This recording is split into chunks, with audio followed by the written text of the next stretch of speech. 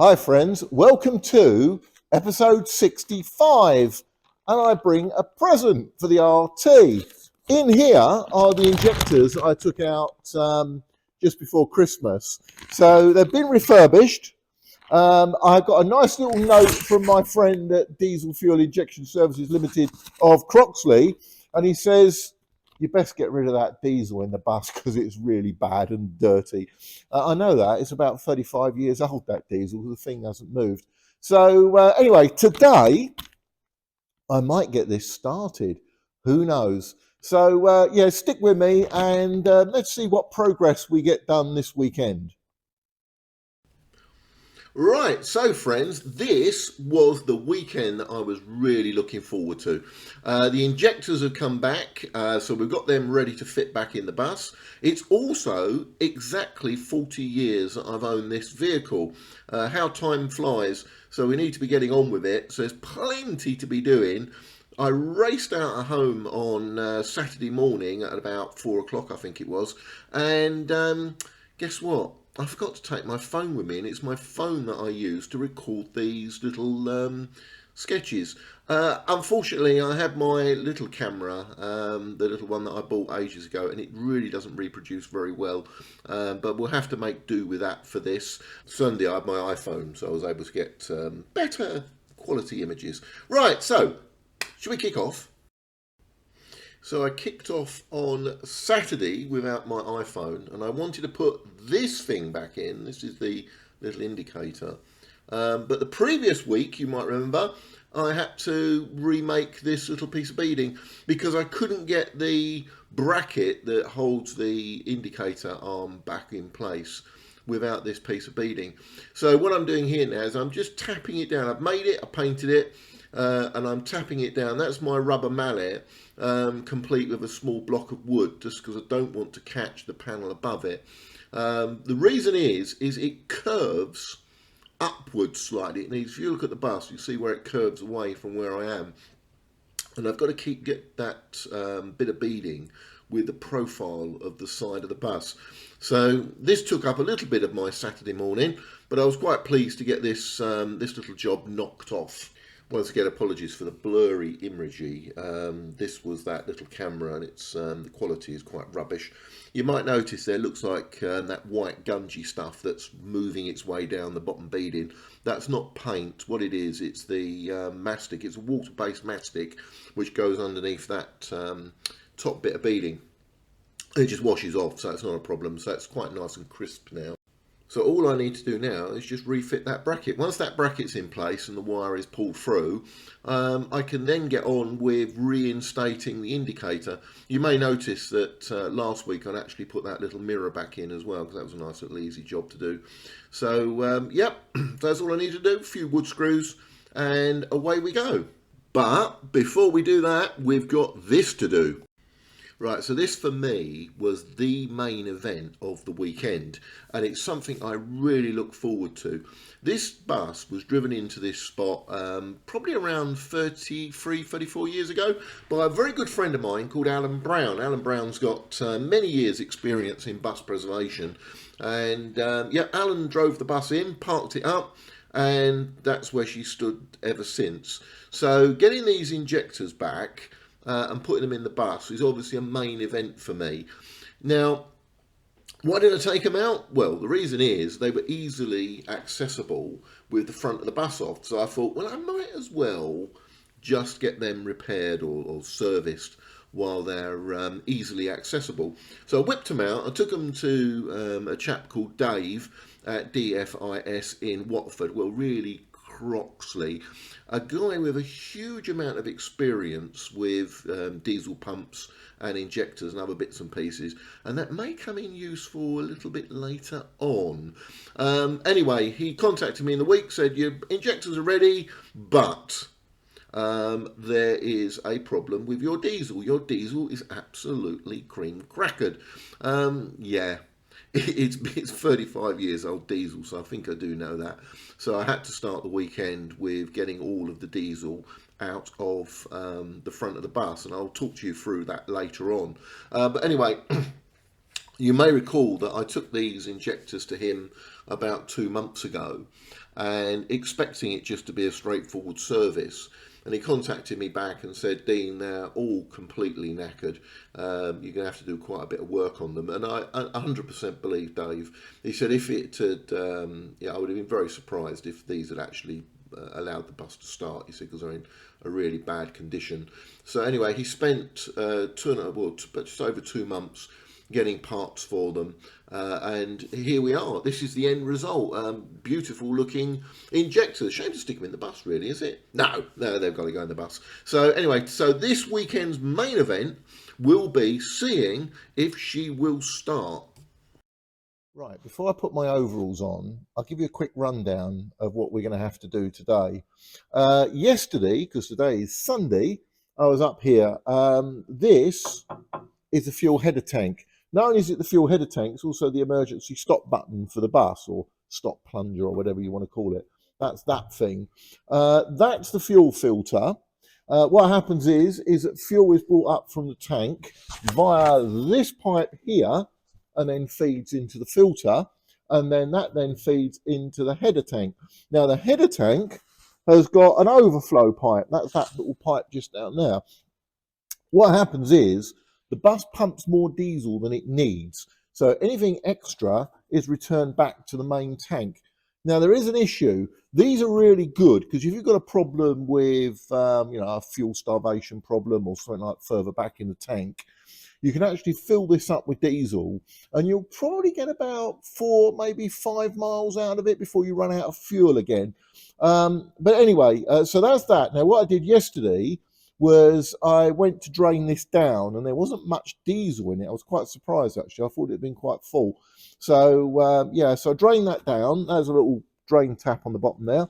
So and refilled it with nice new diesel. There's a little filler here.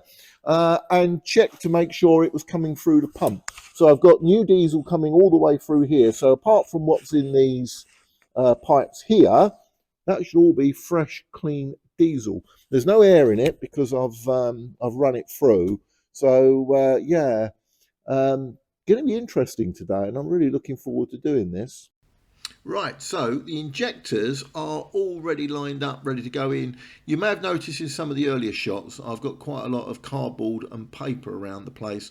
That's because when I was going to bleed it or let the fuel out of that header tank, fuel will go everywhere, and last time it ended up all over the floor. So the oil did anyway, and it took me quite a while to clean it all back up again.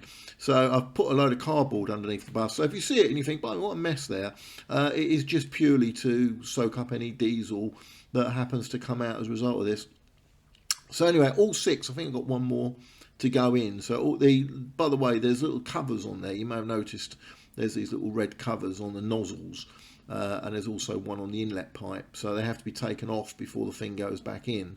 Also, it's not original, but there's some little rubber sort of buffer things there to stop them chuffing. That's one way of getting the damn things in, is to give them a thump with your hand. But anyway, they've got little screws that hold them in, and I need to put a little bit of oil on those screws just before I pull them down. They're better to be careful with them. You can't over tighten them. You over tighten them, you break the stud. On Routemasters, they've got a lovely little design. It's like a fusible link, which is between the top and the bottom. And what happens is if you apply too much effort to it, it simply breaks at the fusible link, and then it gives you the opportunity. You can then get the what remains out of the top of the engine, or the heads. That's the heads there, so you can actually get that out. Now what I'm doing is, the last thing to do is to connect all the pipes back up. Now as a little trick here, although this was a horrible one, this one, you leave them loose, because when you start to turn the engine over, the fuel will come up into those pipes, and then all the air will be expelled. So what you need to do is you just leave them loose a little bit. Once the diesel starts to come out bit by bit, this is the plan, you will then tighten each one up as the engine starts to fire. So we'll see how we get on with that. The little ones there, you see, the little copper one just by my hand, that's a dribble pipe, so it returns the fuel back to the tank. Right, now what we're looking at is the top of the radiator. Although you can just about see it in there, I've refilled it with antifreeze. I got an interesting story on antifreeze. I might tell you some other time, but today is not the day. Yeah, so we've done the oil. We know we've got a full air. Well, the engine has got the right level of oil in it, and now I've refilled the water because obviously I've had those heater pipes off, and as soon as this thing starts up, water's going to go rushing around everywhere, and that level will drop down. So I've got some spare antifreeze all ready to go in. Right, here's a little question for you. How do you stop an RT engine? Yeah, you can run out of fuel. That's one way of stopping it, I suppose. Unlike a Routemaster or even modern vehicles, a Routemaster's got a little plunger in the cab which you pull out from the side.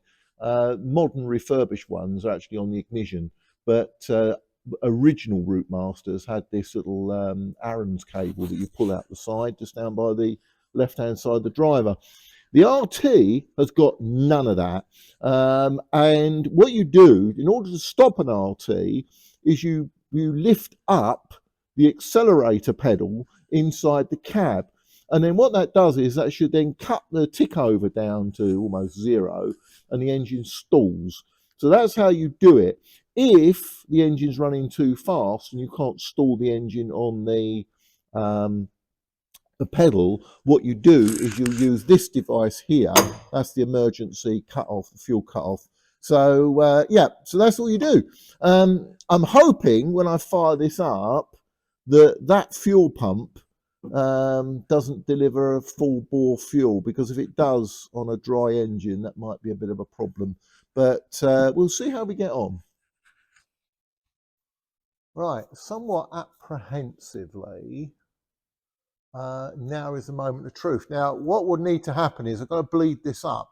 So hopefully the batteries are strong enough to do this. I haven't charged the batteries up, so fingers and toes crossed. Let's see what happens when we pull the starter. Now, what I've done is, you can just about see this string. I've attached that to the starter pull, and that way I'm away from the bus and I can actually do it out here rather than actually in the cab. Right, let's give this a tug and see what happens.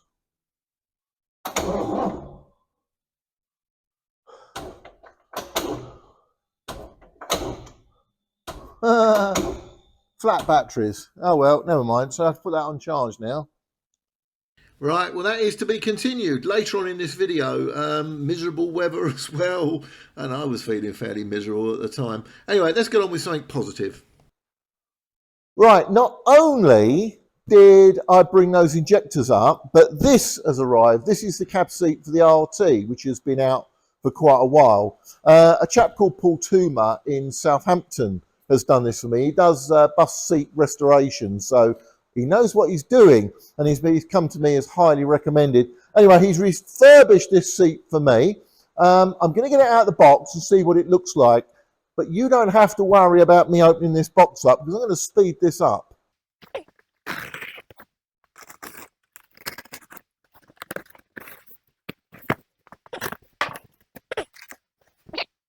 Very nice.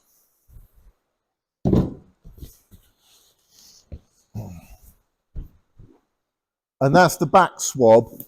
Something there. What's that? Now. Right, anyway, so yeah, that's really lovely. Now, you may notice straight away, if you know anything about RTs, these are black, and that's not the right colour.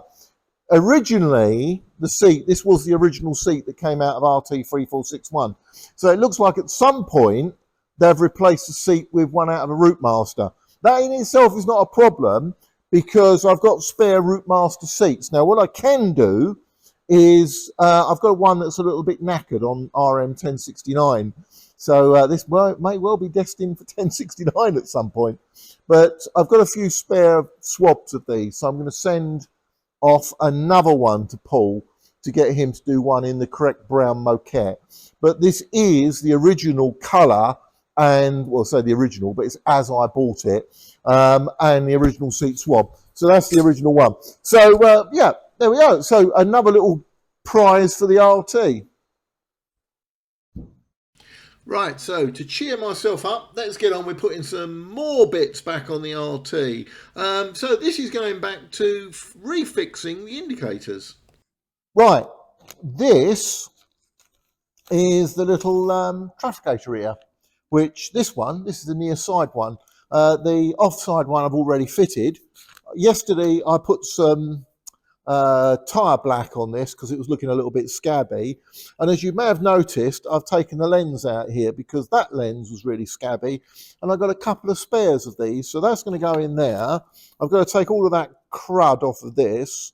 It's always good because it's all right on plastic and glass, but I took some of this off this just now because I painted this yesterday. I took some of the paint off with me, but never mind, I'll touch it all in with a little brush. But yeah, getting this bus started, it's going to be fun. I'm looking forward to this because, as I say, it hasn't run for years. So while those batteries are charging up, might as well get on with something else, shouldn't I? Right, so while I'm getting that tape off of the indicator lens, years back I went up to Barnsley and we collected, these were actually quite easy to get off buses, so we collected quite a lot of these. So I have a few spares laying around, but I'll tell you, they are getting very rare now, though. Right, this is the little mechanism that sits on the outside of the bus. Now, these are available. You can get hold of these. They're worth a small fortune. I think someone told me one of these went on eBay for about 250 quid. This is not the original from this RT. This is one that I acquired because the other one, the one that was on here, there's a little spring that holds this in place, and the spring had gone on it, so the actual mechanism can move left and right. Now, they're quite clever because when the bus goes through the wash, it will pull often this indicator over. So if you imagine the indicators on there, this pulls it across. So it can pull it backwards on the bus, and you may well have seen them. And what happens is there's two contacts in here. And unless that is perfectly straight, there you go, those two contacts don't meet and the indicator doesn't work. An interesting fun fact about this, because these are wired in series, the bulb that goes in here is 12 volts. So you have a 12 volt bulb in there, not a 24 volt. If you put a 24 volt thing won't work. So it's a little 12 volt bulb. And a friend of mine asked me about these wires. He said, how do you know which wire is which? Doesn't really matter because it's wired in series. So you can use either or, doesn't matter at all. So the whole thing is one link from the cab to the back of the bus, and that gives you your indicators. So there's a little bit on indicators while I'm waiting for those batteries to charge up. And meanwhile, I've got a cup of coffee here. That's the second one of the morning. I'll get on with that one now, I think.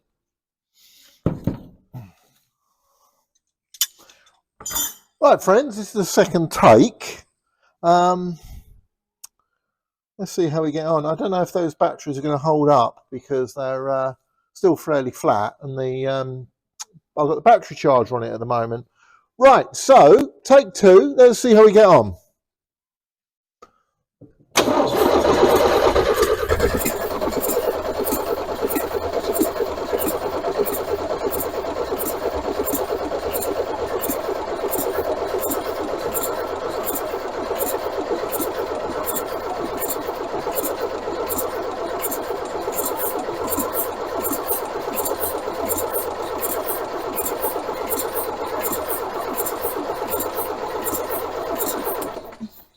Well, the batteries are done quite well, although we don't seem to be getting any fuel up here, do we? So what is going on? Oh, it's making a lot of hissing noises in there. We're not getting any fuel up, none at all. That's completely nothing.